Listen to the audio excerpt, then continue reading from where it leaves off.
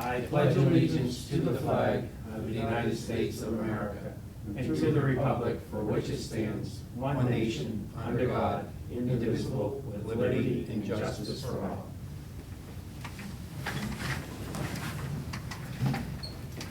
Excellent. Let's go next to the approval of minutes of May 9th, 2022. So moved. Do we have a second?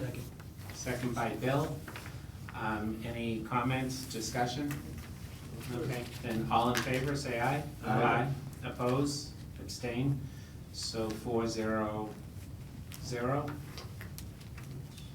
And here's the minutes to sign, so we don't forget that. Public participation? Nope.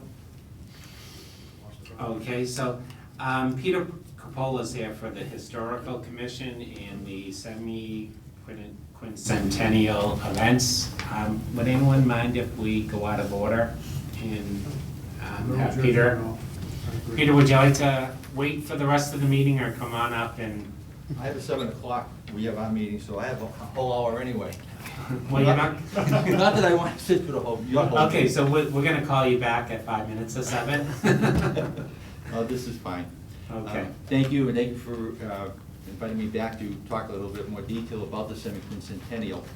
We actually, was pointed out to us by a resident that we actually have 3 milestones coming up. 2024 is the town's 225th.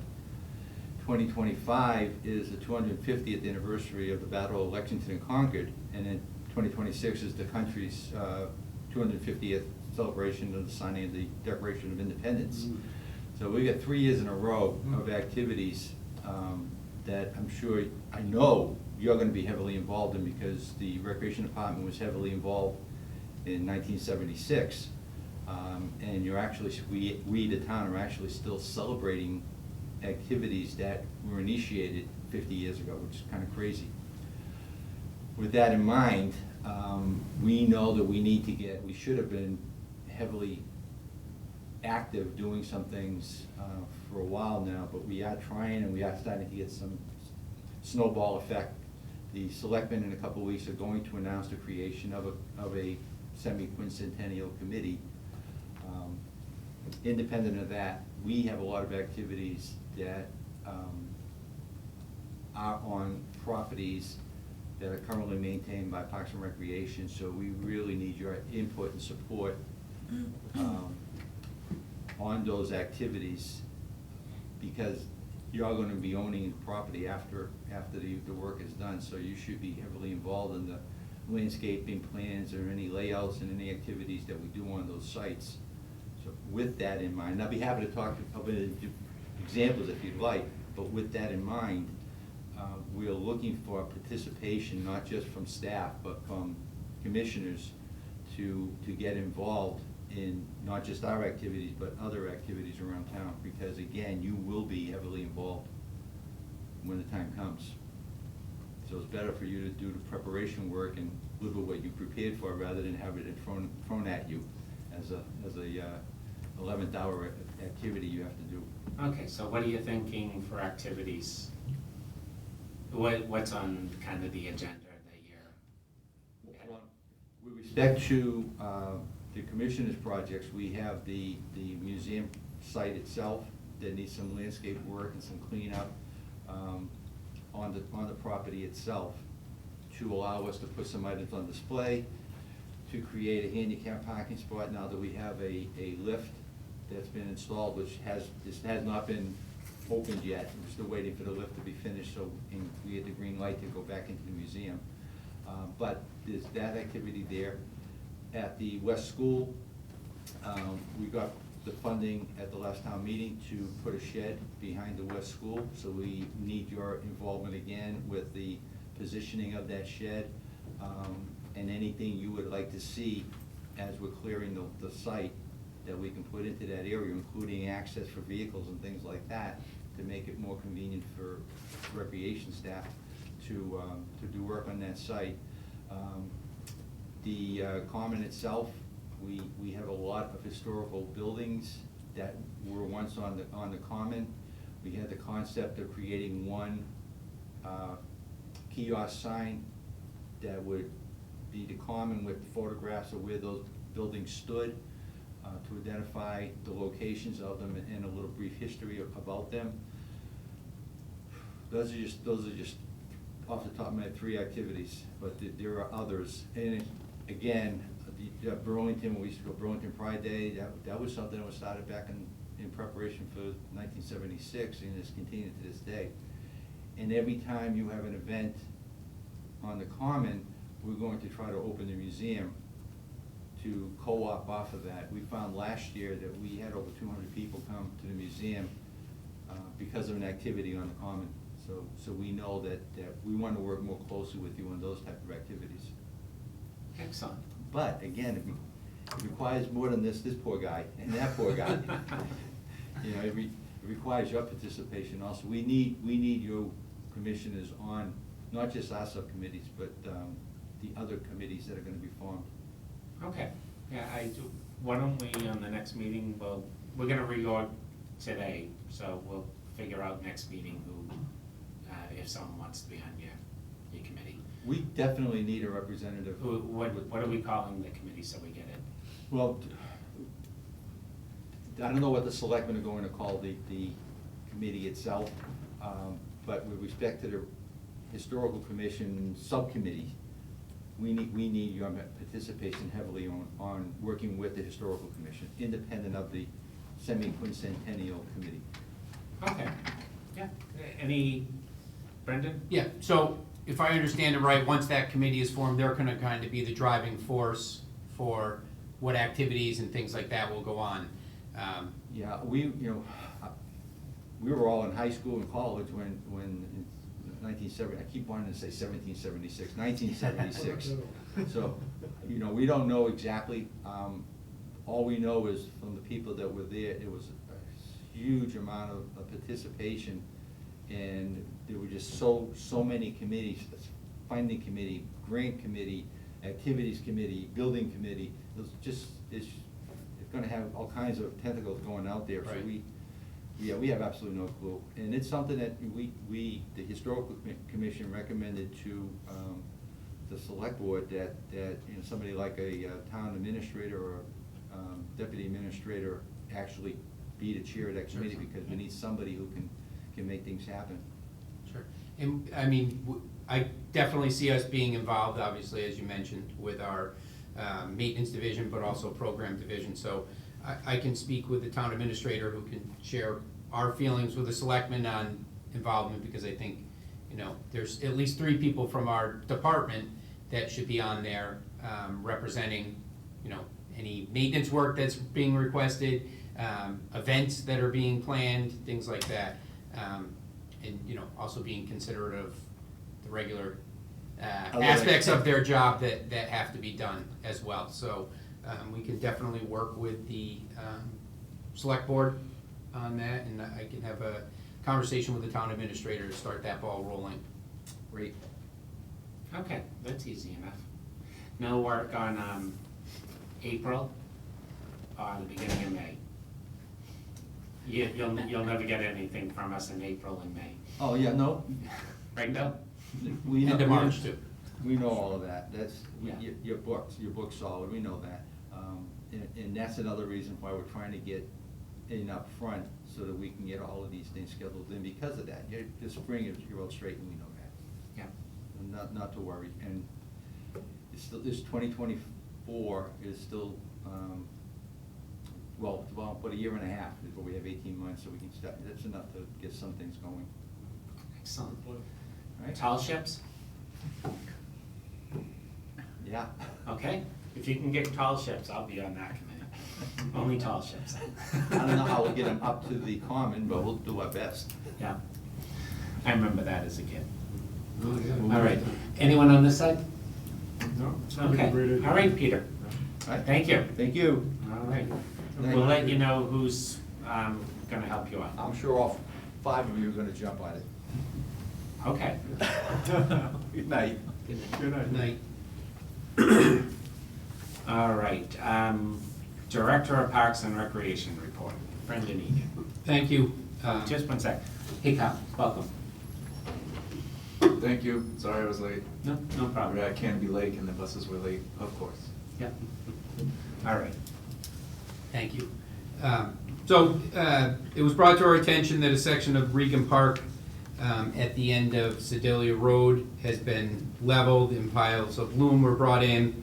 After contacting the abutter, we met on the site, and they were trying to do is just clean up the end of the street where neighbors had come down and dumped piles and it abutted their property, and they weren't sure of where the property lines are.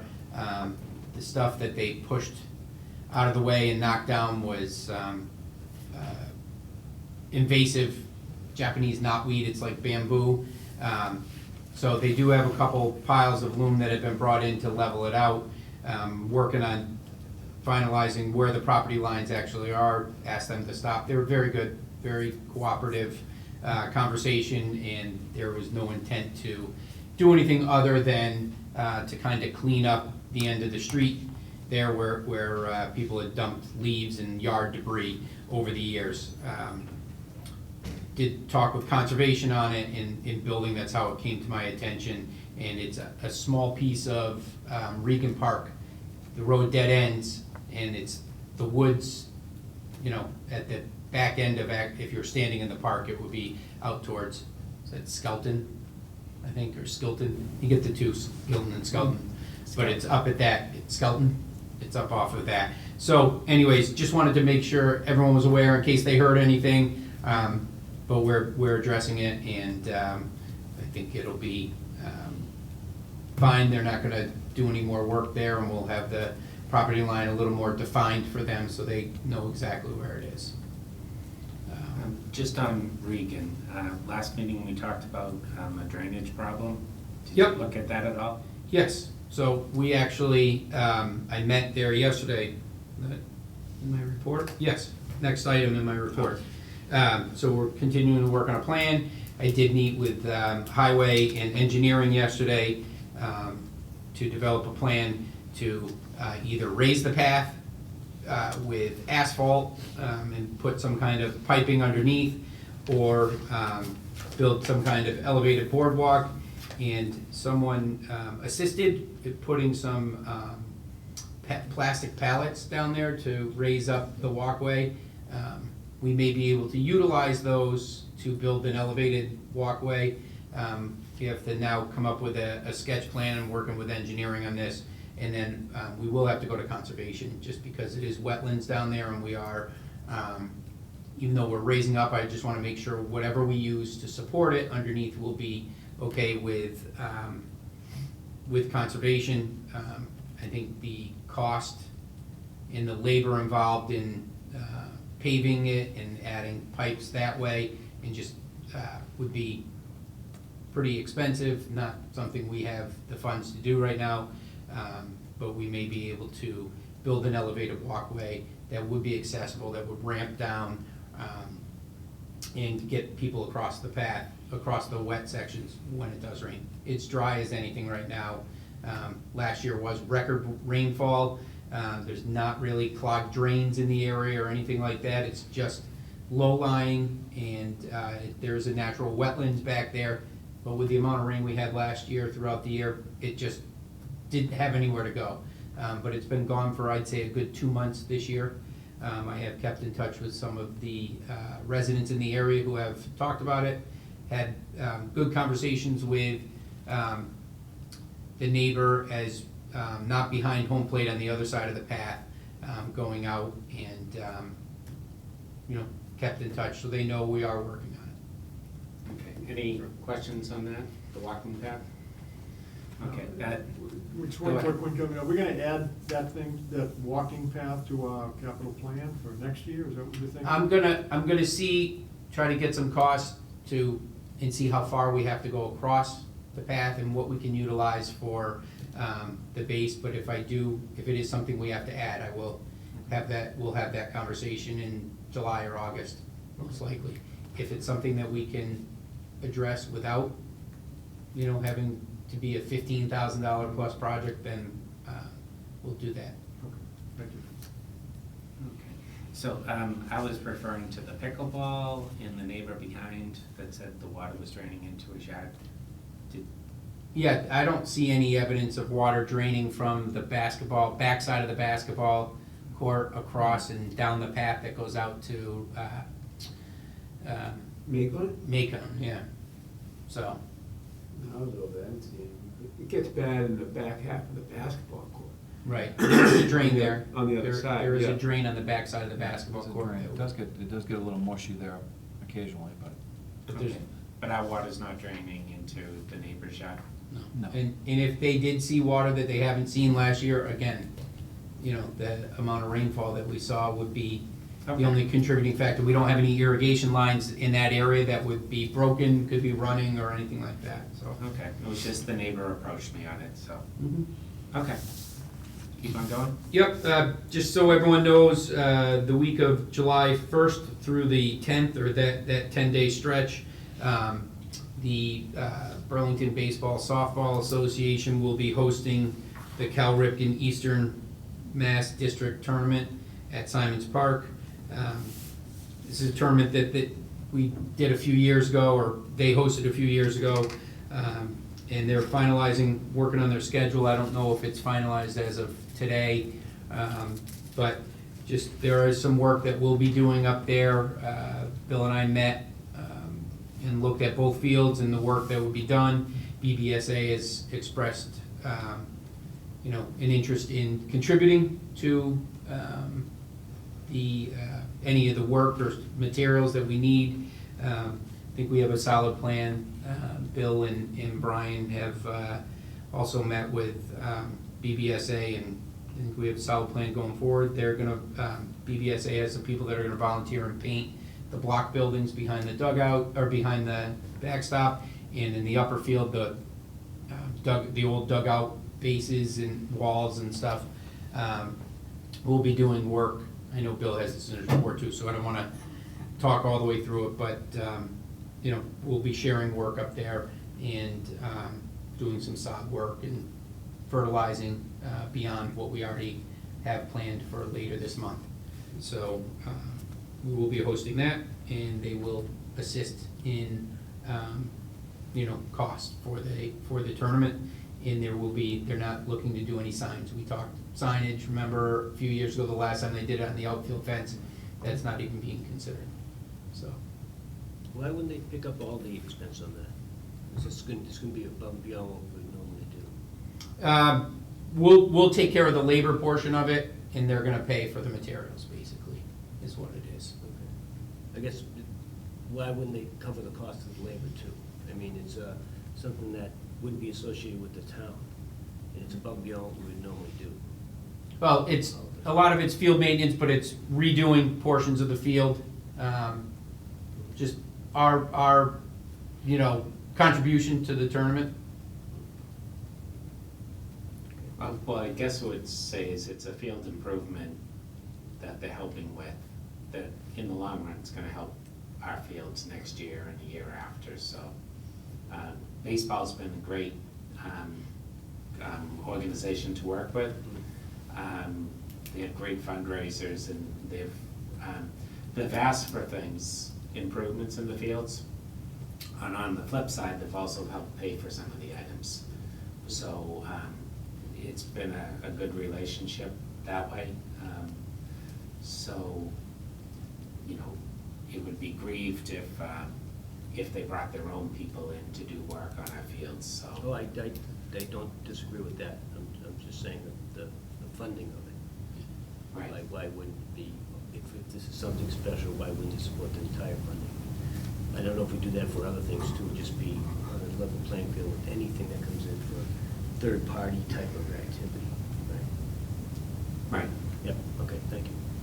So, yeah, just to back up what Kevin was saying, they have purchased equipment for us in the past, you know, and donated to the town, as well as when we first changed our fertilization program, they contributed so Simons could be included in that right away, Simons Park, so they have helped throughout the years, so, but this is our, I guess, our department's way of assisting with the tournament. Thank you. The next item I have, we were contacted by a neighbor up at Overlook Park who utilizes the playground. There's a bunch of young families that are moving in up to the neighborhoods up there and utilizing that park. We've done some improvements, this past year with new fencing and, making sure the playground fiber is up to par and just keeping it clean, even though we've moved out of the site. For our main garage, we still, have to keep up the area. We are finding families coming in. So one of the neighbors asked about the possibility of a mural on the side of the players' building that faces the playground. I think it's a great idea. I think the program staff feels the same way. And, it's not a great color to the building. It's kind of like a orangey tan building, and it would just brighten things up there. Just looking for thoughts from the Recreation Commission. I did have a conversation with the players to see if they had any, even though they're a tenant, just giving them a heads up that this might come about, and they love the idea as well. It would be something that we could get feedback from the public on, and maybe even find a local artist willing to do the work. But something Burlington related, Parks and Recreation related, might be nice to have up there and brighten it up a little. Comments? Steve? Bill, next. Yeah, I think it's a great idea.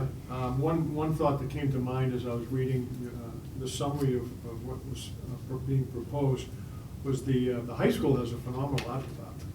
And that might be a nice project for, juniors or seniors to go out and do a mural that's gonna be there for a long period of time. And so we might wanna have some contact with the high school and the art department. And instead of someone having to raise funds for a local artist, it's hard to find local artists who'll do something like that for free. It might be cost prohibitive, but if we have our own talent here in the high school do it, might be a win-win for everybody. Excellent. Bill? Commissioner Nelson stole my thunder on that. The planning board, when they talk about murals, we do recommend the high school, the art department, because again, there's a ton of talent, that probably you can see right around here behind us, that I think they'd be happy to engage. Okay. Your microphone on? It is. It is now. Okay. Yes, thank you. Public would love to hear it. I know. Used to be only my mother watching, but. Okay, Kyle, did you have a comment? I agree with Commissioner Nelson and Bill. Okay. Just one question, because I always worry. We'd get a proof of what was gonna be put on as a mural? Before I just want to make sure everyone's okay with us to proceed, and we'll lay out a process, and we can talk about that. Yes, we would have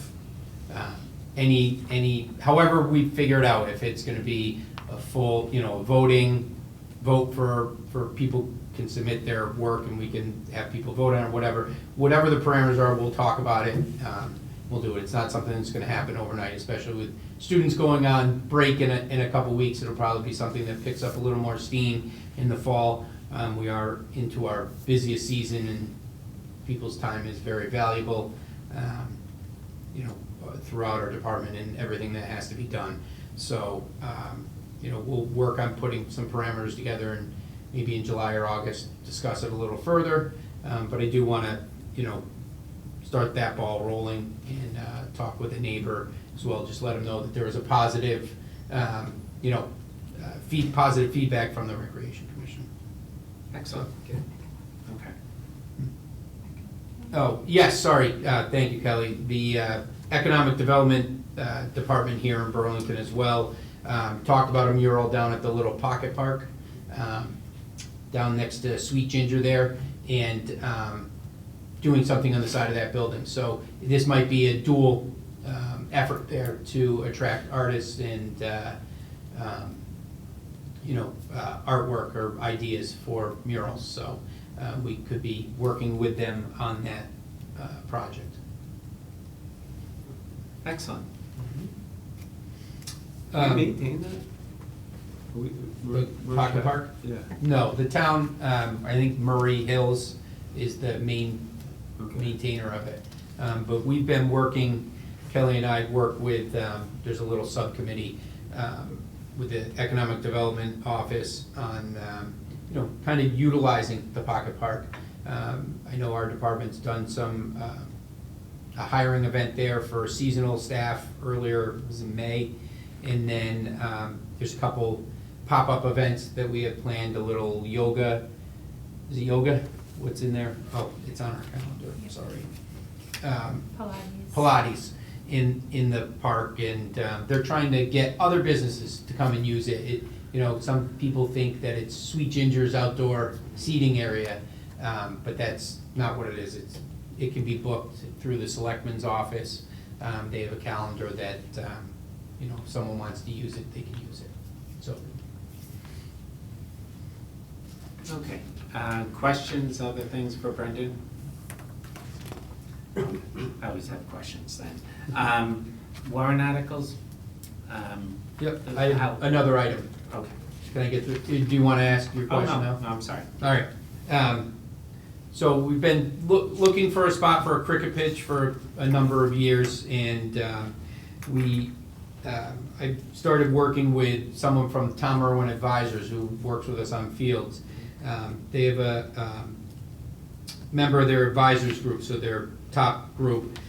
His name's Ian Lacey, and he's has some experience and been involved as a trainer and consultant with English Cricket Board and the International Cricket Council. Well, he was spent time in Europe, mostly in England, some in Ireland, and then he worked with some in India as well. So I asked him if he'd be interested in kind of, assisting with the development of a field, and there's one cricket group that's really, interested in being involved as well.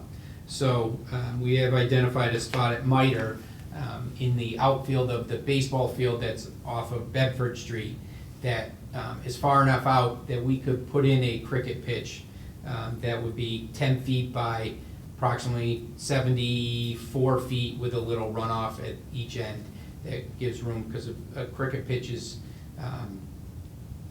8 to 10 feet by 66 feet. So we worked with him to identify a spot. He laid it out based on aerial photographs and walking the site. It gives 165 feet diameter around the hole, around the pitch, so that a ball could be hit any way the wickets could go, be put in their proper locations. So we have identified that. He has given me specs for materials and depth and all those things to develop the pitch. A lot of area towns are putting them in. Cricket is a growing sport in this area, and we're continuing to move forward with this, but I think we have identified that location. So baseball could play, it'd be far enough in the outfield. They're not playing, adult baseball. We are playing potentially down the road as a backup, adult softball, but it would be a stone dust cover, so they'd be running from the grass over the stone dust, similar to a warning track. It's not going to be concrete or anything. It'll be stone dust, a little rough, but something we can keep out there and utilize as a cricket pitch. It'll give a firm, level base for them to do the pitch off of, and I think it could be the first of maybe multiple cricket pitches here if we identify any other areas, and I think we'll have some really good potential for some of the cricket teams to host small tournaments and earn some money from that to put back towards the maintenance of the pitches and the fields in general. Excellent. Comments? Steve? Yeah, I have to admit, I didn't know anything about cricket until I read this little summary of what you were proposing, so I did a little research on it. It looks like an interesting game. And as you said, if it's becoming more popular in the United States, why not make it available to people in Burlington, and probably surrounding communities will probably come over and use it as well. I drive by that Mitre field all the time, and it's underutilized, I think. it's a great spot, I think, to put it. The only concern I would have was the geese population over there. They're still pretty tough. Right. And if you're gonna be rolling up something and the geese and stuff is all over there, it might be a little bit difficult. So we might wanna give some more thought to geese control. I don't know if there's any way to get somebody with we had a guy with a dog one time. You We ever get did, tired? we did, we found that he would chase them from there, and then they would come They'd go over to to somewhere like the else. human service center or the town common. Wildwood, and they Wild- chase them back there. Yeah. Yeah, would we need some type of a shed or something like that, or, I'd hate So- to see one of those big stainless steel trailers that, you know, Right. are 65 feet long out in the middle of the Yeah. parking lot. We would look at, I actually have it as a revolving account request when we get to new business. Not a storage area per se, but I think that, you know, at least one of the cricket teams would be interested in finding something like that. We wanna get something that obviously can roll up and go in, but that's blends in with the area, Yeah. big enough to hold it, as well as durable. Yeah. So we would look at you know, something to store it in once we obtain it. But before the pitch gets built, it's something they could use and roll out and give a, you know, stable, firm ground for it. And I'll talk more about it when we get to new business. But I just wanted to talk about the actual pitch itself and developing that and having that, you know, as part of our field lineup here in Burlington. We have 4 very active teams that get permits, and sometimes we have upwards of 6 or 7 groups that are looking. And actually today when I was at Rahanas Park, there was a group of kids playing cricket on the softball field, and we offer cricket lessons through our department. Is there any risk, I don't know how far these cricket balls go, is there any risk of them getting under the road surfaces? I mean, do they? No more risk than baseball or softball, Yeah. no.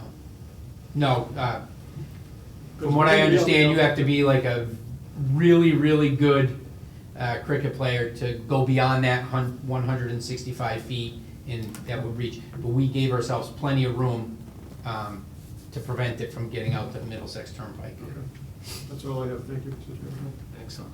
We still permit for that Sunday morning, remember we had the Yep. problem? So we. Yep. How do they do cricket there? They set up their own pitch? So, yeah, they utilize the infield clay, so they don't necessarily have the full 165. They're very adaptable, the cricket players, to, you know, the fields that Okay. they do have, so, but yeah, they're, like I said, we used to have the chase groups. They're all really good about coming in and getting permits because they realize, you know, that they're gonna get a field that is desirable for them to play on. And they're pretty good. They don't leave them a mess or anything. So, Good. That's all I had, too. I just wanted to Excellent. know if it was still playing. Okay, so Brendan, my question was Yep. the warrant articles that we got approved, the truck, the basketball court, I don't know if we got The- picked the up truck- our van yet? the truck, nope, so the van, they're not even making right now. So, van won't be until, did I tell you, September? September, where they start taking orders. That's the word right now from the vendor. And the truck won't be until December. So Before the snow? Hopefully. that's when they're producing them. Okay. So, and then the basketball court, we're moving forward with that. It will probably go out in July, August for bidding with a start in September. I have an electrical engineer that's gonna help me with the location of the electrical, because we have to move electrical. So he came out today and looked at the site. Someone recommended, that's, you know, a smaller firm, not one of the big firms. The big firms wanted, you know, $25,000-$30,000 for that. So they came out, they work with Musco all the time. They understand the systems and what we have to do. So as I get that information, we'll build a set of specs that my plan is to put them out in July. Okay, excellent, just so we don't run out of time. Great. We don't even have the money yet, though, by the way. July 1st, though. It's coming, right? Yeah, everything takes time. Let's go to Parks Superintendent Report, Bill Baker. Okay. Some of the things we've been working on, up Simon's Park, we've started looking at some of the buildings up there and started painting and doing repairs to the outside of some of the buildings. Took down the signs off the refreshment stand and we're redoing those. And looking at the log cabin siding on the bathrooms there and kind of get some, at least maybe 3 sections from the bottom, try to replace those and repaint them. We've been getting the Simon's Park wading pool ready for the season. Board of Health inspection is tomorrow, and the pool should be open for the first day on Friday, the 17th.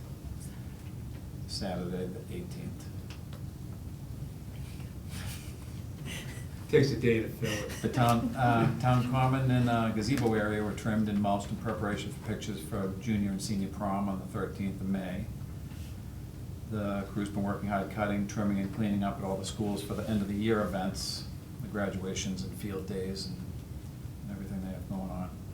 The high school grounds and varsity field area were prepared for graduation day, which was on June 5th. We've started renovating the upper and lower Simon's Park Little League fields for the upcoming Cal Ripken tournament. We started today on the upper field, cutting out sod that had to go. Tournament starts on July 1st. We'll be fertilizing, resodding the areas. Sod should be delivered Friday, next Friday. We've continued to groom and line our ball fields for all the various games, including high school, adult softball, and BBSA. Continue to paint the fields for soccer, lacrosse, and track, and field events, as well as painting foul lines for the ball fields. A fertilizer application was applied in mid-May at Rotary, Rahana Softball, Veterans, Regan, and the 3 Simon's Park fields. We got a good response from posting ads on the seasonal help on the residence page and on the recreation Facebook page. I received quite a few emails and from both high school and college students looking to work. We'll definitely have enough part-time workers this year. And we'll be keeping up with the trash and recycling around town. Okay, any questions for Bill?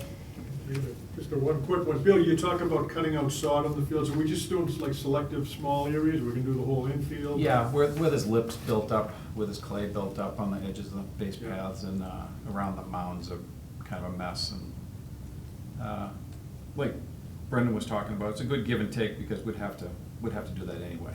Yeah. So it's good that baseball's helping us out with Little League's helping us out with the cost. Yeah, I just overall, I just want to compliment the department. I think the grounds around town were fantastic. They do need a little, like you say, a little nurturing at Simon's Park because of the use. They get Yeah. used so much, but the crews do a nice job. Thanks. Anyone else for Bill? Just to echo what Steve said about the grounds around town looking good. Big fan. Excellent. Just one question, the bucket truck, it was out last year, is it gonna be up and running? It's still out being fixed. What's the plan? They ordered a computer for it. We're waiting on the computer module. So, Well, that'll only take about a year and a half. right, It so already has. they've traced it, yeah, it's been at least. Year and a half. Yeah, where it's worked properly, yeah. So, it is one of those, hate to say it, COVID-related delays. You know, they're waiting for it to come in. I did speak with Central Maintenance with Tommy Lee, and he said that it was targeted for the end of June, beginning of July. So we'll see. That, you know, they've been given dates before, and so that is the best Okay, it's just, date at this point.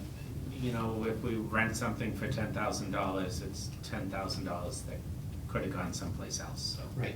Yep. Okay, so I'm just keeping you up. All right, anything else for Bill?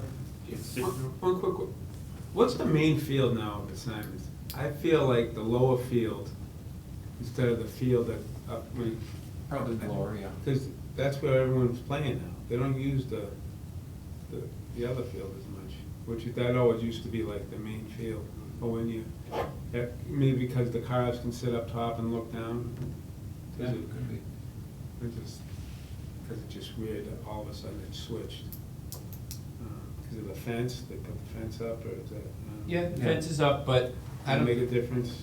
I mean, we put all that. It could be the sun at that time of day, you know, to get earlier games in, and they just put them back to back there. I don't know.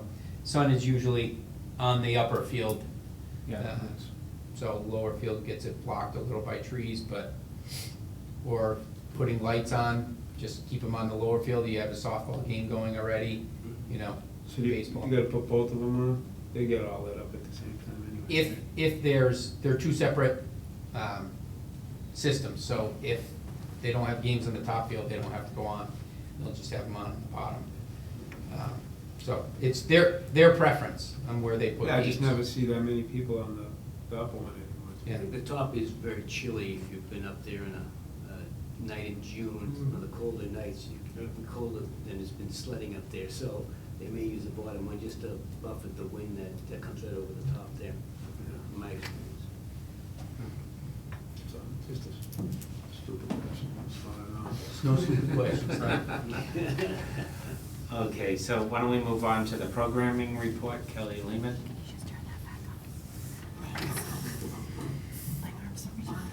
Thank you. So to start off with some programming notes, over the past several weeks, we have gone from 8 summer employment applications to over 50, thanks to the efforts that our programming staff put into increasing those numbers. Jesse Hampson and Emma Jones have spent the last several weeks interviewing all of the potential candidates, and we're happy to say that we are almost fully staffed. We're still missing a couple staff members for the waiting pool, actually, and Jesse and Emma are continuing to reach out to people who are still applying. So we are hopeful that we are going to get as fully staffed as we can be. Having it just be the wait, like we're able to function at the waiting pool for the next couple of weeks, but once we get into the heat of the summer, we will need to have those couple additional staff members. So hopefully we're able to get those people on board in the next couple of weeks. So as part of that, we've been able to open our summer program enrollment to pre-pandemic levels, and we are excited to say that a number of our programs have full weeks within them, including our Parks Place program, Club Simons, Modified Club Simons, Summer Discovery, Middle School Parks. Most of those programs are completely full with just a few weeks. Here they're still available for people to participate. Our program staff has also been working on reimagining our summer staff for the past several months, actually. So Emma Jones had the opportunity to attend the American Camp Association National Conference in Oregon, thanks to the town of Lexington Recreation and Community Programs. They had received a grant, and they only had one person in attendance, so they reached out, and Emma actually got to go at no cost to the town. As part of that conference, she was very intrigued by the thought of developing tracks for our employees, which would allow for our employees to be more invested, hopefully in the programs. So as you can see in my report, it goes into much more detail, but we will have activity leaders and behavior leaders with the hope that staff will be more engaged as far as their topic of training is concerned, and that we will be able to provide participants with a more comprehensive program experience where they feel welcome and valued. As part of that, we developed core values for the department, for our summer staff to be able to use them, to hold them accountable for programming. A copy of the core values is attached on the last page of my report. As you'll see, there's 4 different values that we hold to be true in our department. And we will be using these values as benchmarks for our staff. So as an incentive for our staff throughout the summer, they will receive what we're calling core value coins for going above and beyond and embodying our core values. Periodically throughout the summer, once they've gotten enough coins that they want to purchase some Burlington Parks and Rec swag, they'll be able to do that, and they will only be able to earn items from our store by gaining those coins.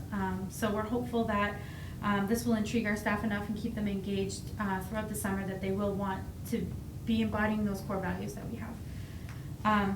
Also, as part of that, we have come up with a very comprehensive staff training to really reimagine our staff as a whole.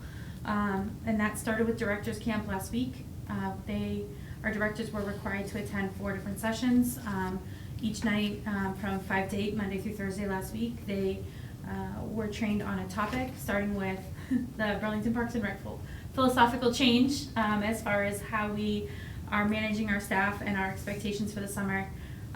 The next night was a safety night where we brought the Board of Health in to do a Stop the Bleed training, and the police department came in to talk about a number of safety concerns, including mass casualty events, and what to do and how to be prepared for that. The following night was with Dr. Chris Thurber, who is a psychology professor and camp professional who teaches at Phillips Exeter Academy. He talked about providing feedback to staff and giving proper evaluations.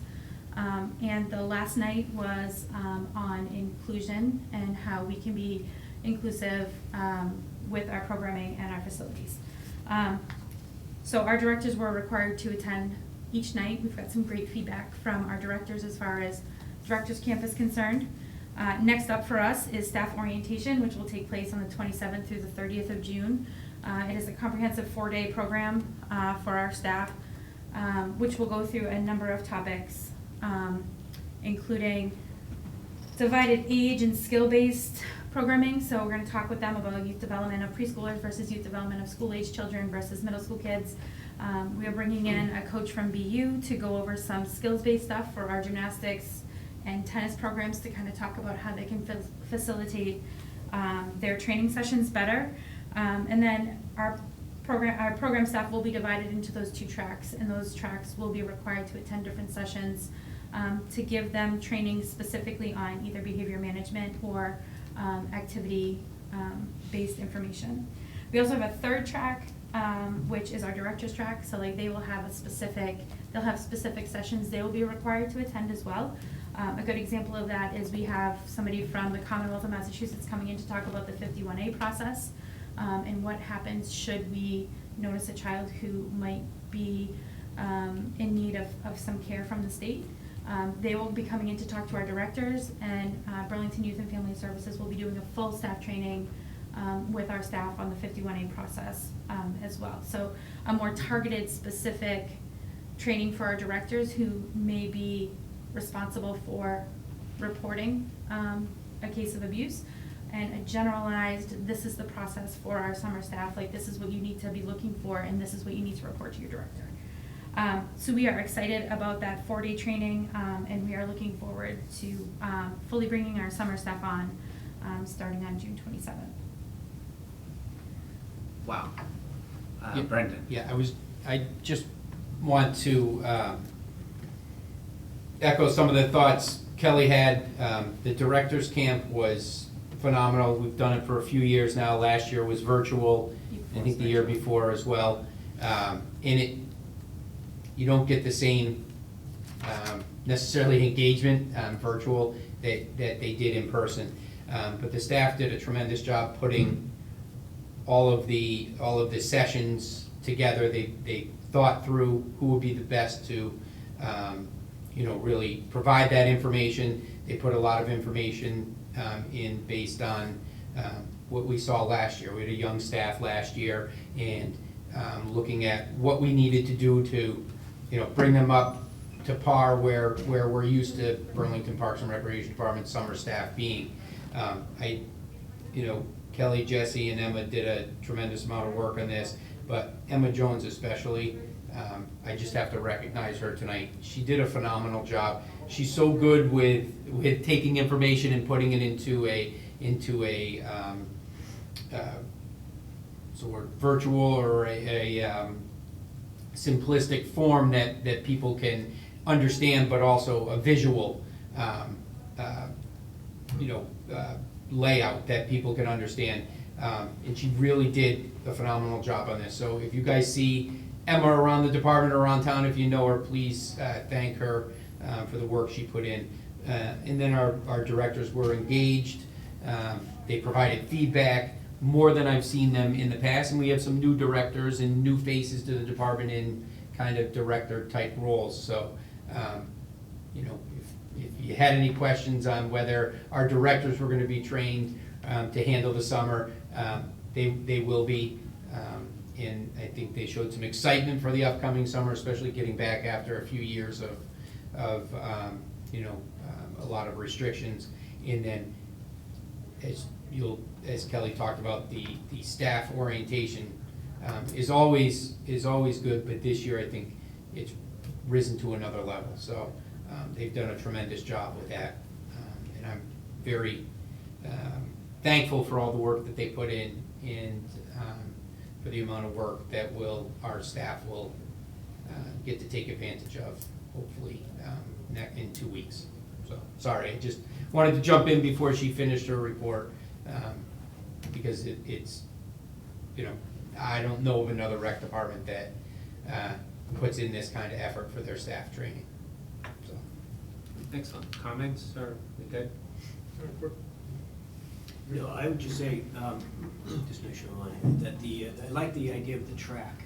So if you've got the volunteers and then into kind of the managers and then into the director level, and so it kind of keeps it through the pipeline. I think that's an excellent idea. Thank you, Mr. Chairman. Thank you. Okay, Steve? Yeah, very nice report, Kelly, thank you. How many directors do we have? 15, we have 15 separate 15 directors. Most of which are independent in their programming. We have 2 TR directors. One is an on-site TR director at Clip Simons, and one is a TR director that goes to all of our other programs and manages the inclusion requests across our programs for the summer. I mean, it sounds like invaluable training. It's almost like professional development for them too, as I guess. Well, and that's go kind of through what we life. looked at as far as the director's camp and orientation is concerned. It's more like a conference style, right? So like, the only difference is where you would get to choose where you go to in professional development. We're telling our staff, like, you follow the blue squares and you go, and you're here, and you follow the red squares and you go. Like, we're hopeful that, staff will gain a lot of knowledge over the course of orientation, and that as they progress through their program, they're able to provide more support for the participants within their specific track area. Great job, thank you. Excellent. Dave? So Emma went out to Oregon. She did. Is that something we should be looking at for future? It seems like it was a game changer as far This as particular info. one, this particular session really inspired Emma when she came back and we started talking about it. We talked about the current state of the workforce across the country. It really seemed like it was a good fit for us here in Burlington and something that we could really build on. We're very young. We hired, I think I'll get into it in a little bit, 35 or 40 new staff members this year, out of 85 or 90, depending on whether we're fully staffed or not. In addition to that, we have another 10 to 15 who were hired last year, who haven't had a full training, like a full in-person training yet until this year. In fact, we are still, as far as our orientation is concerned, we're considering them new staff. Anybody who was hired in 21 or 22 is considered new staff, and they're going to get specific training with us so that we can outline our expectations in a clearer manner than has been in the past. So we thought this was a good opportunity for us to take these 80 or 90 people and get them engaged and hopefully retain them and really put a lot of effort into our training this year so that they'll want to come back and they'll have great experiences with our department and they'll return with us for many seasons to come. So we really see this as an investment in our staff, and that's kind of how Emma took a look at that. As far as the American Camp Association Conference, that's their national conference. They have a few of them. They have a couple regional ones. We have attended the American Camp Association conferences in the past. The New England one, it's usually held in Manchester, New Hampshire. We've sent staff there before, and they have gotten some stuff out of it. But this particular training really hit home with Emma, and when she came back, we really sat down as a program staff and really found a lot of value in it. So we kind of went all in. Awesome. That's great. Sounds awesome. And we have, you know, there's a need for professional development and keeping up with trends, but also new items, you know, that come up through the pipeline. In the field of Parks and Recreation, you know, no one cares if you steal your idea from Tucson, Arizona, or it comes from, you know, the town next to you from Lexington, or, you know, Bill Ricca or Bedford or whatever. We're willing to share. So professional development is very important. We have a staff that thrives on it and you know, enjoys going to conferences and bringing those ideas back. But also going and sharing our ideas and our experiences with other departments, as happened a couple of years ago. So, you know, we have a national conference coming up in September. And we'll probably talk about that in July. Possibly sending some staff. You know, we usually do our state conference, and then we do the regional conference, the Northern New England's, and you know, try to rotate through staff. But it is very important. I know in the past our therapeutic rec specialist has gone to the national. Give me the American Therapeutic Recreation Association. Yeah, but they've also gone, our Therapeutic Rec has gone to the national conference and gotten just as much value out of that in information. So to keep our department, you know, moving forward and relevant and a leader in the area, it's something that is important that we, you know, that we ask the commission to support as well. I support it. I think it's important for our staff to do. And we've actually done more, actually, on the maintenance side as well than in the past, and looking at other opportunities there as well. Awesome. Thank you. Excellent. Okay, so Kelly, you want to keep on going? Sure. You have a lot tonight. It's a whole report. We've been very busy. So we've also had a few special events. On Sunday, June 12th, our track and field program attended the annual track meet held in Bedford, Mass this year. Usually it's held in Burlington, but this year it was held in Bedford. Our athletes competed against athletes from Acton, Boxborough, Concord, Harvard, and there were a couple other towns there as well. But our coaching staff was there managing and helping to manage and organize the track meet itself and doing some timing. And we had about 30 athletes participate in the meet itself. So we're excited that everyone had a great time and was successful at the meet. Also on Sunday, June 12th, we had our daddy-daughter dance at the Boston Burlington Marriott from 6 to 8. Dads in quotes, right? Because there's grandpas and uncles and all sorts of male role models for their daughters, also in quotes. Were there and they enjoyed dancing. Jack Farron was once again our DJ. We had an ice cream sundae bar, and as always, the very popular photo booth was in full swing. So we had about 150 people total in the ballroom, and it was a great night. Looks like everybody had a fun time. The next special event we have is our Great American. Just on that, I saw photos and it looked packed. It looked really well attended, and everyone seemed to be having a great time. Yeah, it's a really popular event, and one that we did have to move it because of COVID. It's typically held in February, but because of the COVID restrictions at the time, we moved it to June, and we did have to move it from a Friday to a Sunday. We got some concerned people about the Friday night in June with graduations and other things going on. So when we reached out to the Marriott, they were able to give us a bigger ballroom, so we were able to have more people be able to join us. So we thought that was a win-win for everybody. So we did do it on a Sunday this year, which was new for us, but I think it was well attended, and I think moving forward, we would have to look at the date and time. But our next event is our Great American Campout on June 25th to 26th. We have about 25 families right now, which equates to about 130, 125 people. We camp out at Simons Park, and we will once again be having families will be enjoying some camping Olympics, like the sleeping bag relay where you hop in your sleeping bag. We have usually a tug of war event and some other family type games.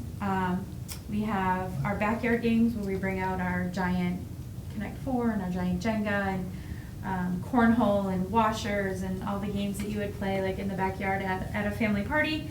We will have dinner, some stargazing, and some other surprises mixed in there as well. But we're looking forward to another fun camping adventure at Simons. It's always fun to see the tents popping up along the fence line. Usually, sometimes families have very specific spots that they want to tent, some in the woods, some on the field. So that's always fun. And then our summer performance series will kick off on June 28th with the Continentals. So on Tuesday and Wednesday evenings throughout the summer for 7 weeks, we will have concerts or children's performances on the Common. And then on Thursday afternoons at 1 o'clock, we have children's shows at Simons Park. So there's the 21 days of performances throughout the summer months for families to be able to partake in. We have a number of different sponsors for the different concerts this year, including Wegmans, Stride Fitness, and Greenwood Dental. So that's exciting. And then looking forward, we're excited for all of the celebrations that are planned for Parks and Recreation Month, which is kicking off in July, and I think we'll chat about that in a little bit. Our Therapeutic Recreation Division, so I'm just going to hit on a couple highlights here.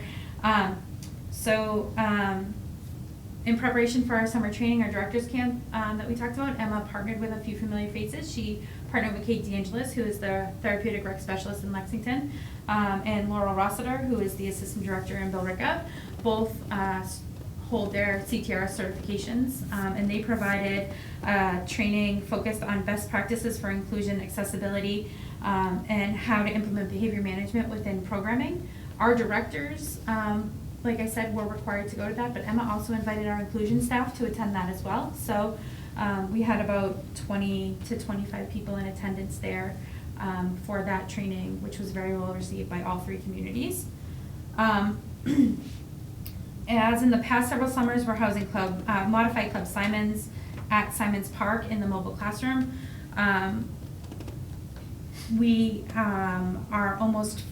We're full on several weeks for Modified Club Simons, which is a program that complements the extended school year program.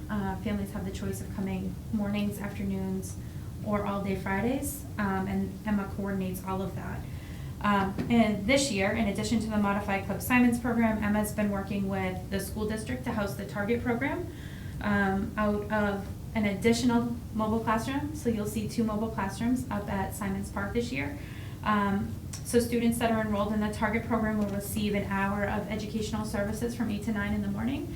And then at 9 o'clock, they'll integrate seamlessly into Club Simons to be able to get some socialization and some other goals met through our camp type program.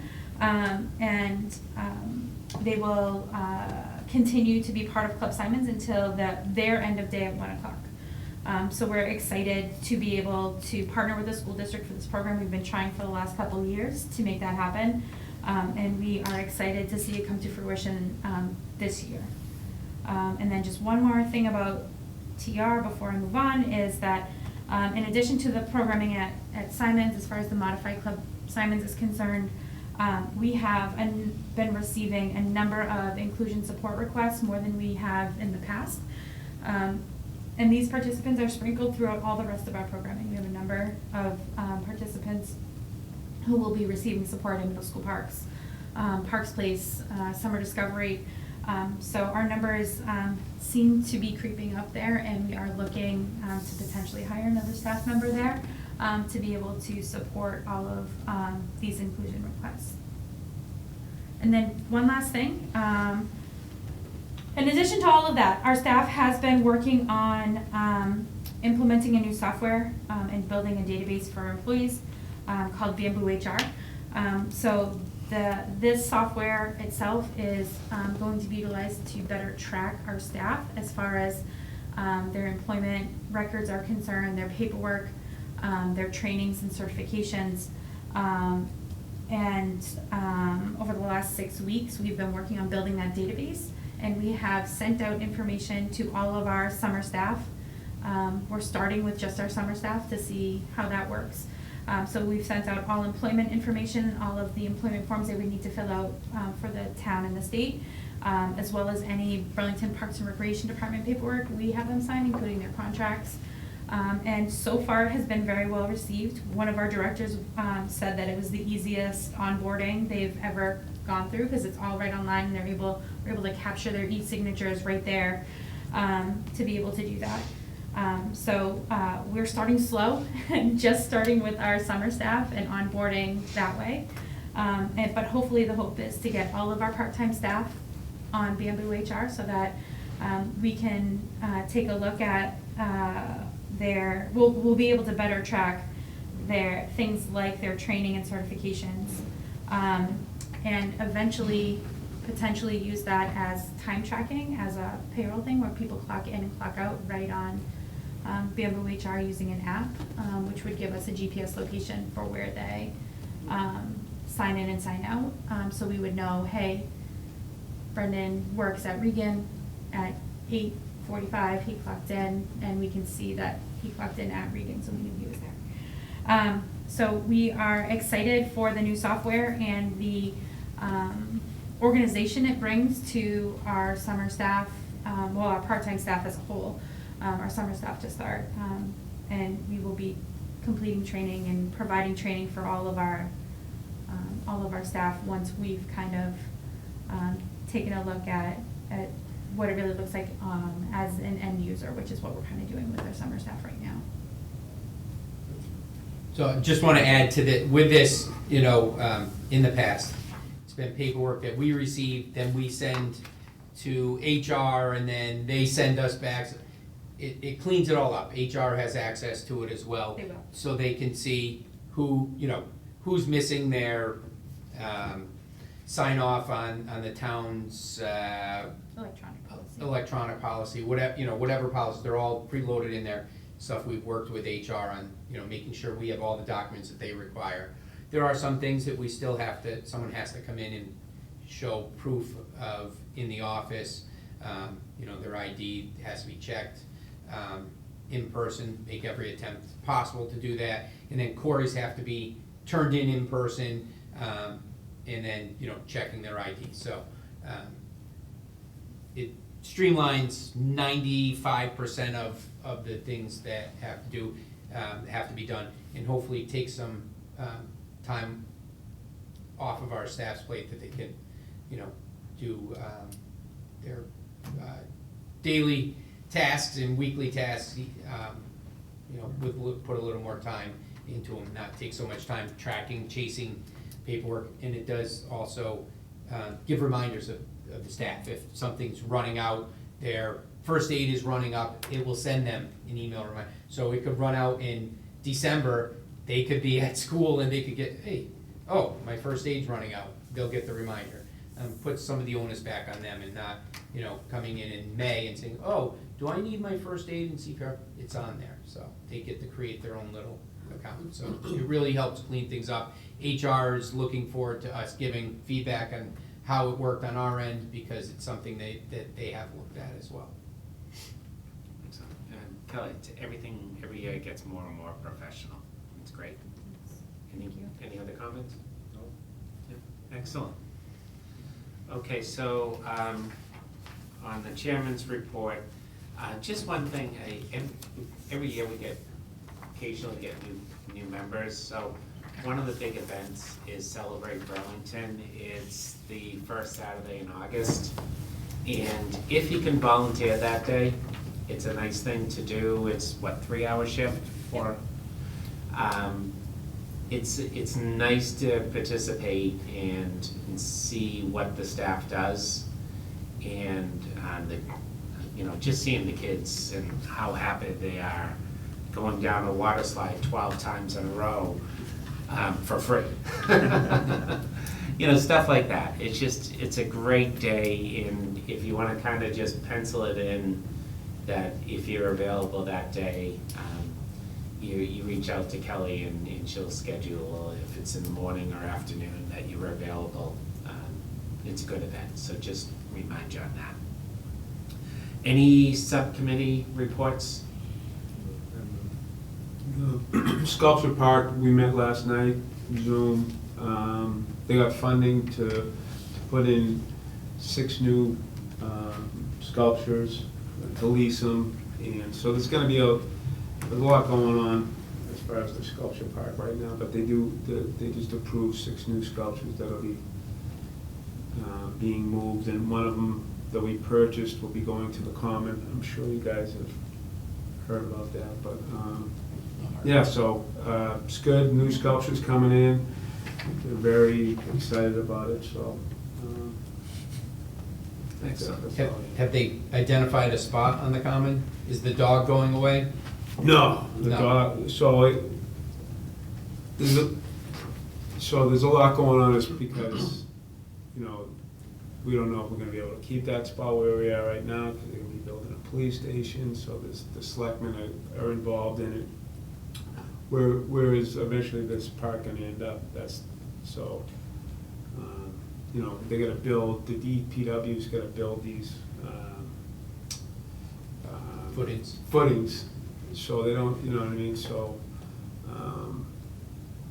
and then they just got funding to put a walkway in right there at the beginning, so,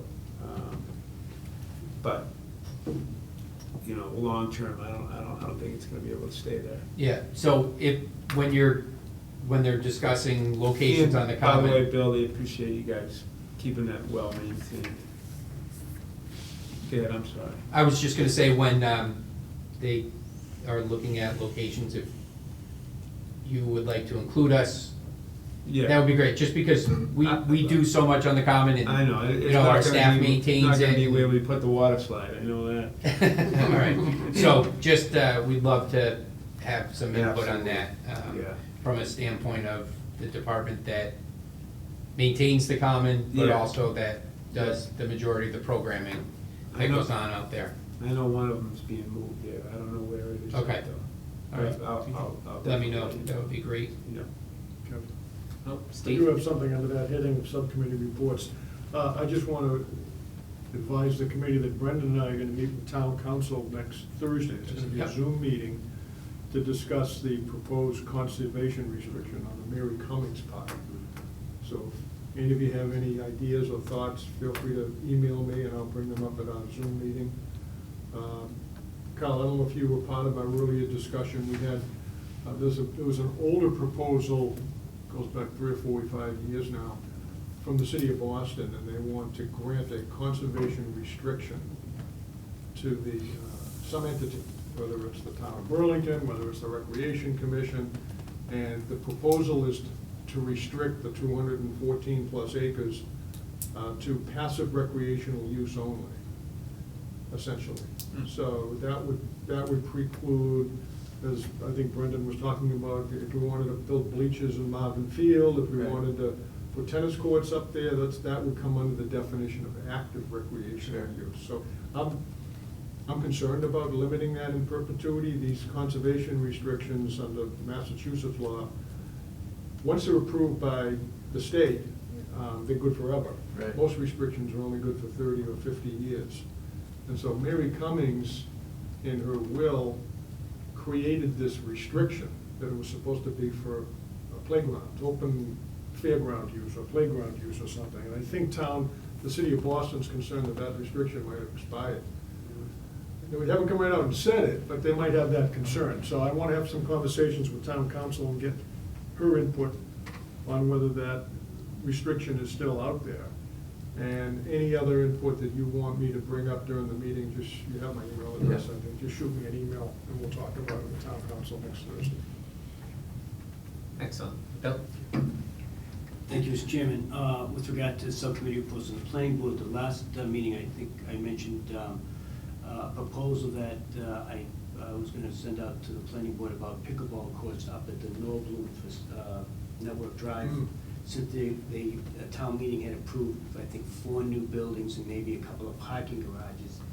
And in their presentation, they proposed that, you know, the site has a lot of amenities for their personnel, indoors and outdoors. And I said, well, you know, we have the pickleball situation, it's growing, a lot of younger people are now taking it up. I just saw some article today on that.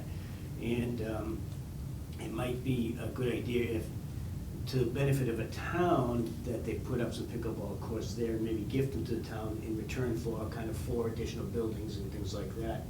And one planning directors approached Norbloom in conversation. I think they mentioned your name, Brent, they forwarded over to you, so I don't know if you had conversations with Norbloom at all. No. I want to see something in writing, but they're doing it verbally, so I don't know what the temperature of that is, but I think it's a win-win. An additional amenity for Norbloom, you know, for the town to put 8 pickleball courts over there to put the focus of pickleball in a place where there's no residents. And, you know, it goes in, because Lifetime's a big pickleball place over there too, so we kind of joined that together. I haven't personally talked to them, but I told planning I'd be happy to engage with them to see if they can get that set up, have the courts lit so you can kind of put the nighttime pickleball right over there. Bob Buckley representing them, though? He typically does, yeah. I don't know if he plays, but I know he does. Yeah, so- I have not heard from them, but was it Kristen that you were? It was Liz that was engaging Okay, with. so me on I that. will connect with her. 'Cause we might say, hey, this might be a place where you're thinking of putting the buildings, we may want to tuck it over into the corner, and Right. kind of seat it off to us, and maybe use their parking, or if they can see parking.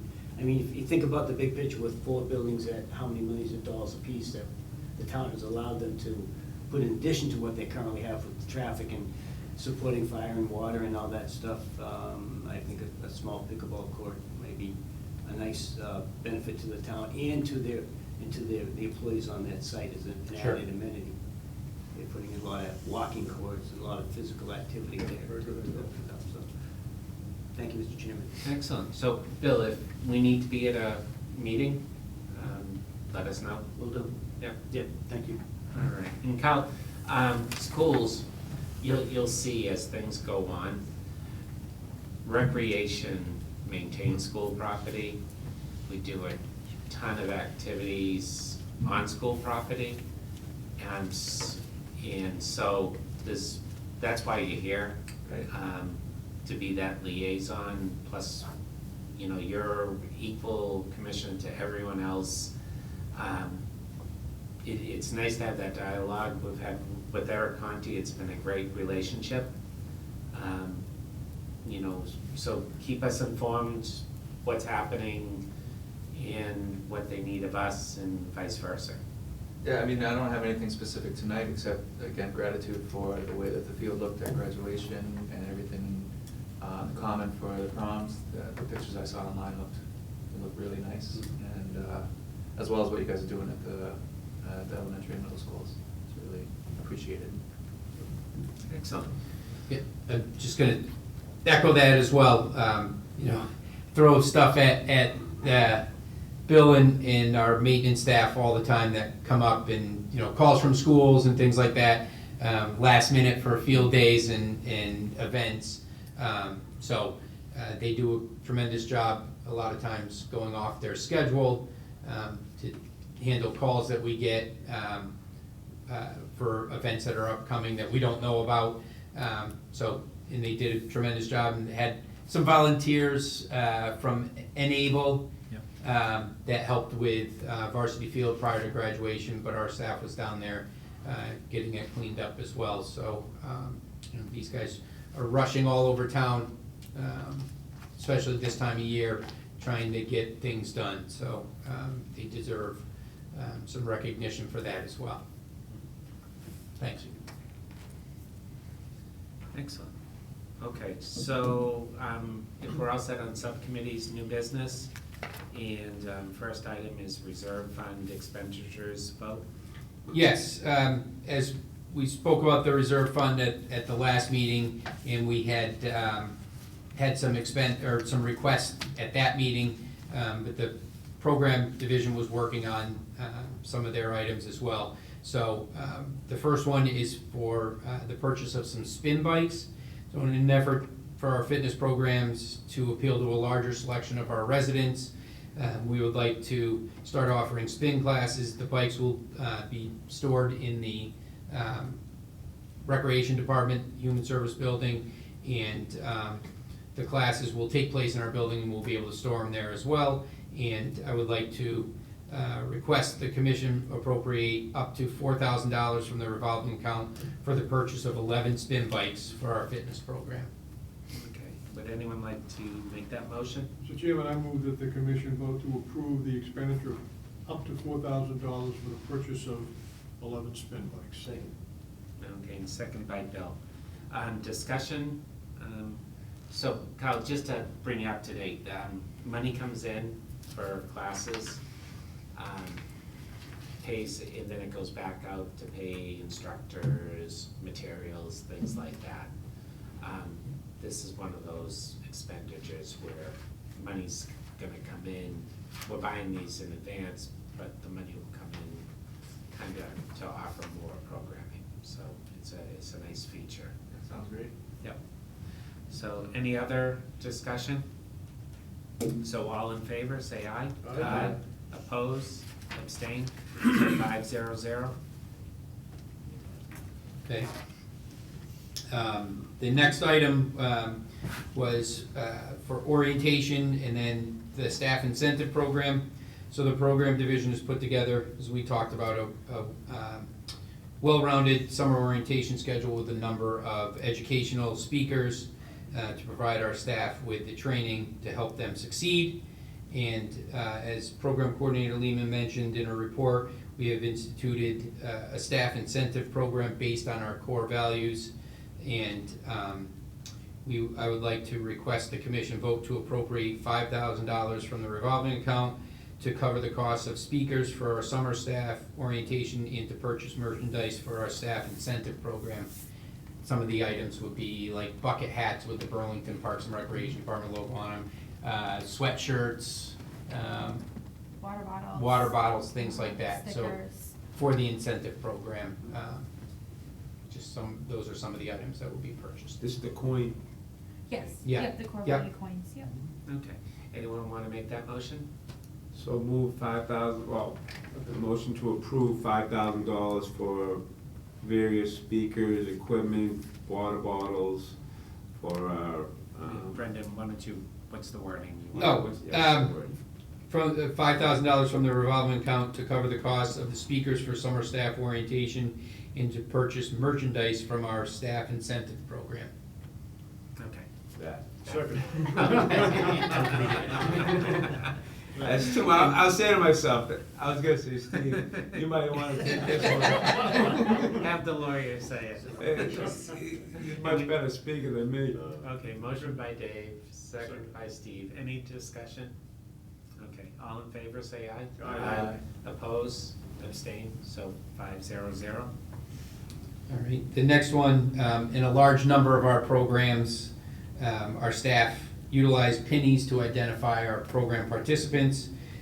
This happens throughout the year. Our current pennies, I think I may have purchased back in the late 90s or early 2000. They're at the end of their useful life.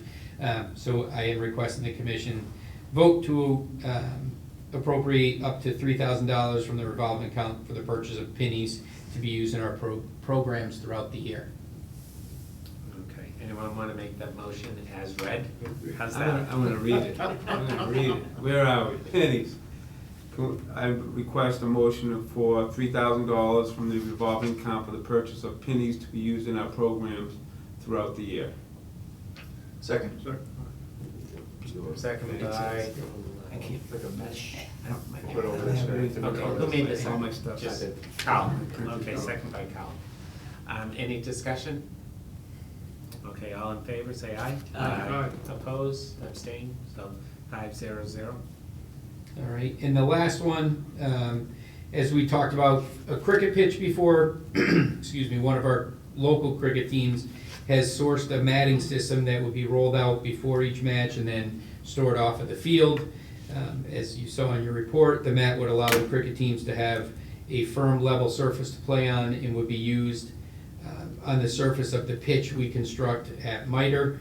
And it's a coconut fiber jute mat that is used by cricket teams all around the world, and could be used on the field before the pitch actually gets established, before we do the stone dust and things like that.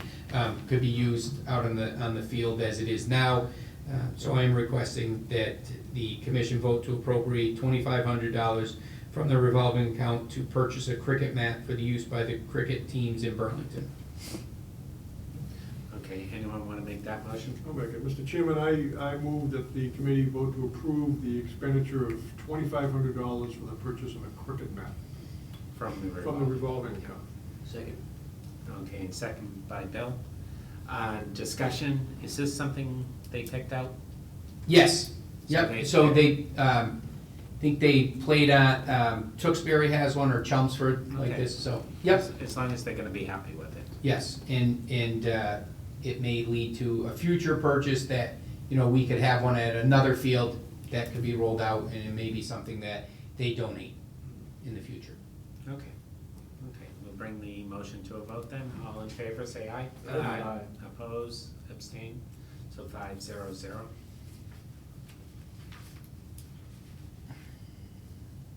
Oh, sorry, that was it, sorry. Okay, did you, next time, can you email the list ahead of time? Yeah, we're still working on some of the items, just Okay. waiting for pricing, so yes, I will do that. I didn't have it completed until today. All right, the Simons Trust warrant article vote? Yes, the second reading of the will of Marshall Simons is our only warrant article for September town meeting.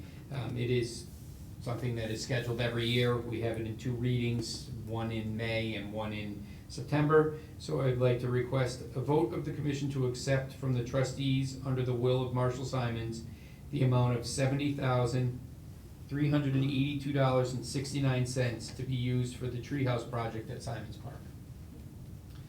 And make that motion? I'll make the motion if you'd like. Chairman, I move that the committee vote to approve the acceptance from the trustees under the will of Marshall Simons, the sum of $70,382.69 to be used for the treehouse project at Simons Park. And a second? Second. Second by Bill. Any discussion? No? Okay, all in favor, say aye. Aye. Oppose, abstain? Excellent, looking forward to that one. Yes. So, do you want to Oh, introduce so the next one? the next one is the US House of Representatives designated that July be Parks and Recreation Month. And it was recommended that the Recreation Commission also recognize that July is Park and Recreation Month here in Burlington. And if that's, would like to make that as a motion and adopt a proclamation, which I'll read before we vote on. I have a little info thing on go that, right if ahead. you guys would like, I could share Go that for with it. you. So, July is Park and Recreation Month, and it's an opportunity for us to officially acknowledge the importance of parks and recreation, and the benefits of it provides for our residents. This is a nationally recognized month, as Chairman Sullivan mentioned, and this year's theme is We Rise Up for Parks and Recreation. It is a chance to support all of the professionals who build strong, vibrant, and resilient communities through the power of Parks and Recreation. Our program division has put together a calendar of activities and events for our residents, and we will be promoting the calendar on our social media platform in the coming days and weeks. I would like to ask the Recreation Commission to show their support for our staff and all that they do by proclaiming July Park and Recreation Month. Perfect, so we would make that a motion, and then we'll read the proclamation and vote on it. Does that sound all right? Okay, Make it? sure. Mr. Chairman, I move that the commission vote to designate the month of July as Park and Recreation Month, and to support the great work that our support staff have been doing for the town of Burlington.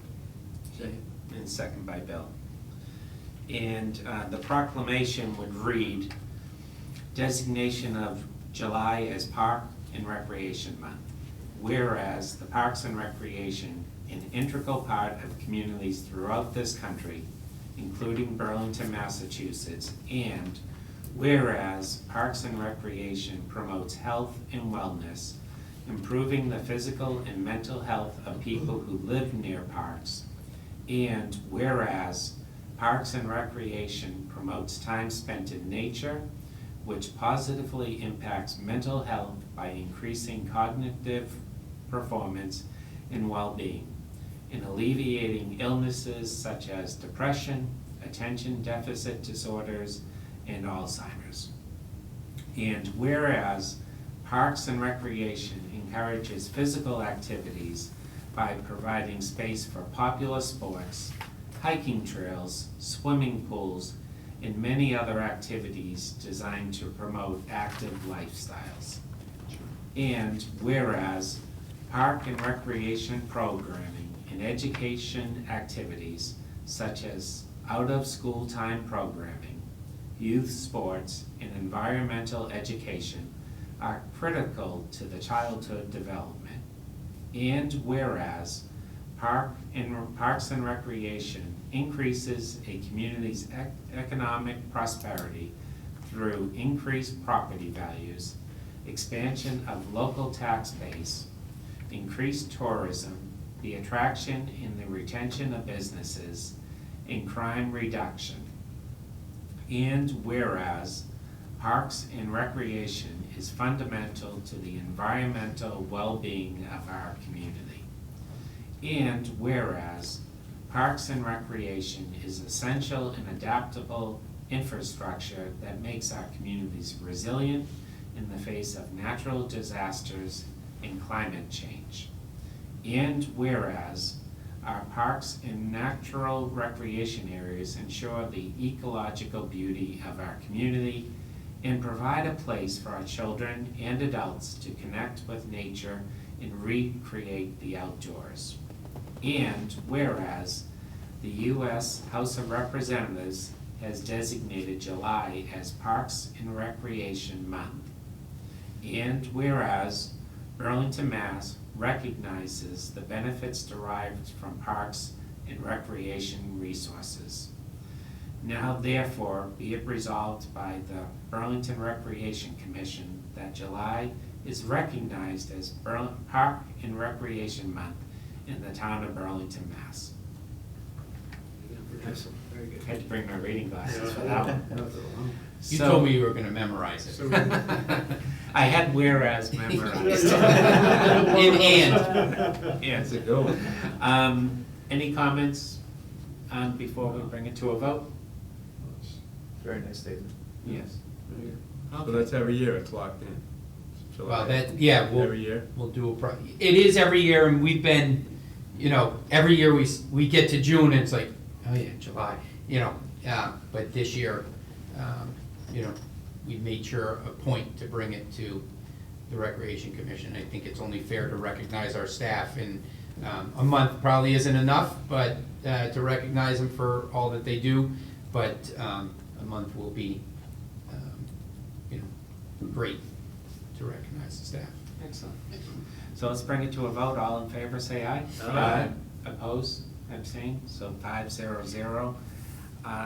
If we could all sign the proclamation, that would be great. Do you have extra copies? And then I will, I had a conversation with the town administrator, I will get this onto the select board's agenda that they can, also recognize July as Parks and Recreation Month and let them know that the Recreation Commission has proclaimed it Park and Recreation Month. Here's one.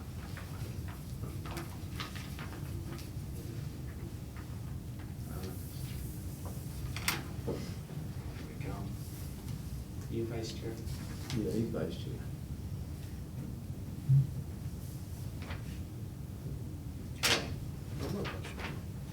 You like, How about you? You will be. So while you're signing that also, our program division has put together a calendar of events, and we will share it with you via email, but the calendar that we talked about that will be put out on social media. And it just gives something for everybody to be able to do during the month. 31 days of activities to participate in, from simple just taking a walk with your child or your daughter or your son, or attending a conference, fishing at the Mill Pond Reservoir, just a little bit of everything. So really a diverse cross-section of events and activities. And then July 15th is the actual recognizing professional Parks and Recreation Professionals Day. So we'll do something for our staff that day. As part of our social media campaign, we'll be inviting the community to join us in celebrating. And we'll be asking for community members to share photos of them participating in whatever the activity of the day might be, using the hashtag RiseUpJuly or hashtag Burlington Fun. The hashtag RiseUpJuly is NRPA's national hashtag that will be used for all parks and recreation months across the country. And then hashtag Burlington Fun is our specific hashtag that we use for all of our programming and events. Excellent. Congratulations. We're excited about the month. Should be a good month. Busy month. It's very busy, but all throughout our department, so. All right, next new business item was commission reorganization. So we're always a little bit slow on this because we have two appointees. We wait until after the election, let planning board and school committee do their reorganization and who gets appointed to us, and then we reorganize. So the process is that chairperson steps down, we hand it over to Brendan. Brendan takes over and entertains motions for a new chairperson, and then from there, the chairperson takes over to get a vice chair.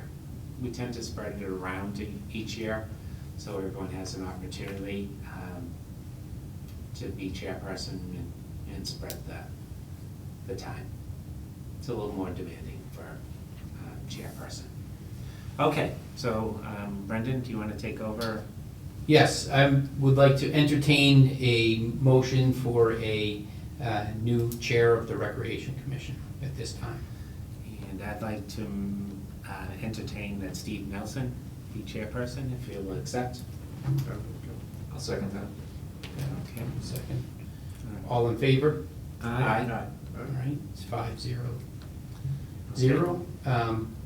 So now does he take Steve over? takes over now. All right. You did such a good job. I don't really like to talk. Thank you. Before I take a motion for vice chair, I just want to thank Commissioner Sullivan for his hard work over the last year. Did a wonderful job juggling everybody's schedules and trying to get us all at these meetings in difficult times. Some of them were remote, some of them were live, and I just want to recognize your hard work. Thank you. At this point, the chair will entertain a motion for a vice chair. And if it's all right, I'd like to recommend that David Norton be vice chair. Is there a second? Second. It's been moved and seconded to appoint Mr. David Norton to be vice chair of the committee. Any discussion? All in favor? Aye. All opposed? 5-0-0. You're so much more professional than me. Sounded the same. You don't want me to. All right, do we have any need for an executive session this evening? We do not. Okay, that's good news. Is there any other business before we adjourn? I have just one old business item that we discussed previously. Two. So we have a pickleball meeting that we've been trying to find a time when everybody can meet, meaning the full commission and neighbors at Simon's Park. So I put out an email to the neighbors the other day, and looked at the last week of this month, so the 27th through July 1st, and then the week of July 11th through the 15th. I did hear back from one of the neighbors that both of those weeks work for them, and it looks like the Monday, Tuesday, Wednesday of those weeks. I'm waiting to hear, there's one other neighbor who, who's been communicating with us for a while, so I want to make sure they have an opportunity to respond as well. But just to give everyone an idea, we want to really try to have everyone there, meaning all of our commissioners, to have input on, and hear the concerns of the neighbors and have input on how we proceed.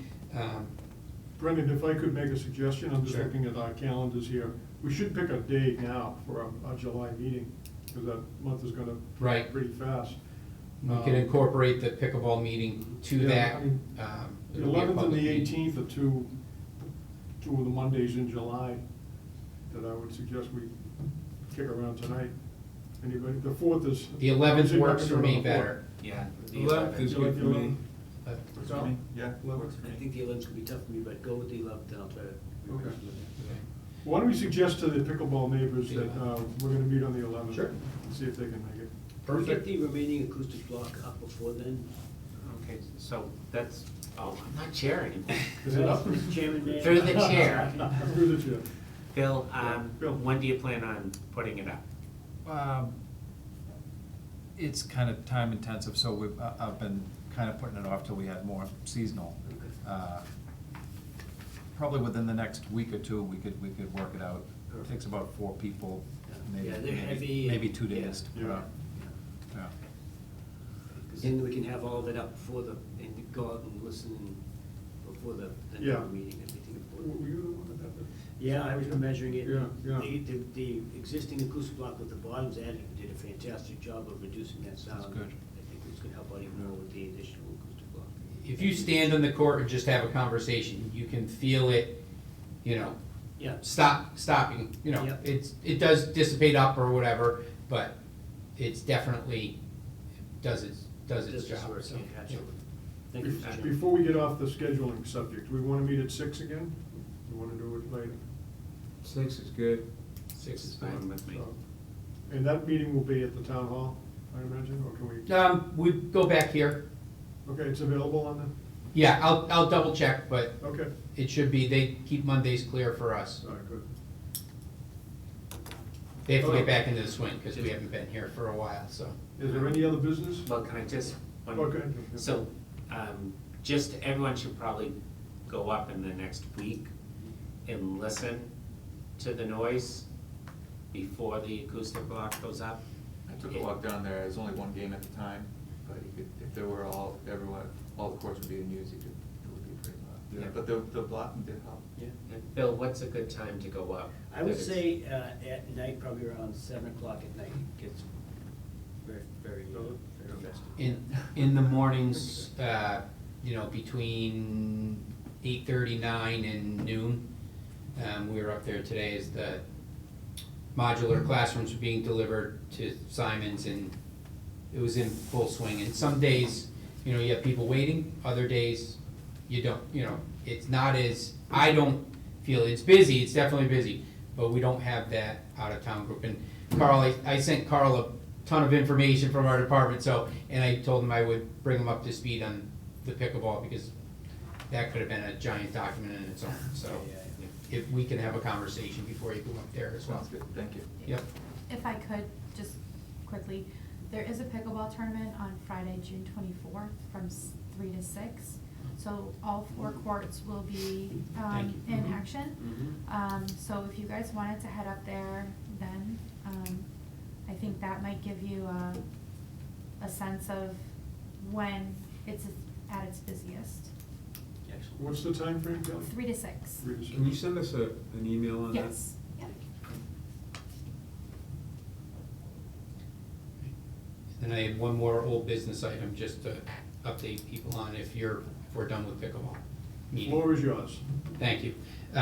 So we had talked about disc golf, I think, at our last meeting as well. We had some volunteer disc golf players that were helping with some redesign. So the They have a final plan with a new layout, and that I've been working back and forth. I had some questions on, so I'm hoping to have that for a July meeting. To give a nice overview and then have some costs associated with that, and maybe, could be a Simon's Trust project in the future, but possibly a revolving account for some new baskets and things like that. Any questions or comments on the disc golf? Mr. Chair, the only comment I might have is that if anybody's seen the news that down in Florida, there was a person diving for lost disc golf in Florida in a pond and was got attacked by an alligator fatally. Really? So thank goodness we don't have a pond around here. Yeah. for disc golf. Or alligators. Right. Big alligator. Right on that note. It's got a little bit of poison ivy there, that's the only thing I disdain around disc golf. Do you want a sign that says beware of alligators? I think we're all set there. Any other business before the commission tonight? Seeing none, Chair will entertain a motion to adjourn. Make that motion? Moved and seconded to adjourn, all in favor? Aye. All opposed?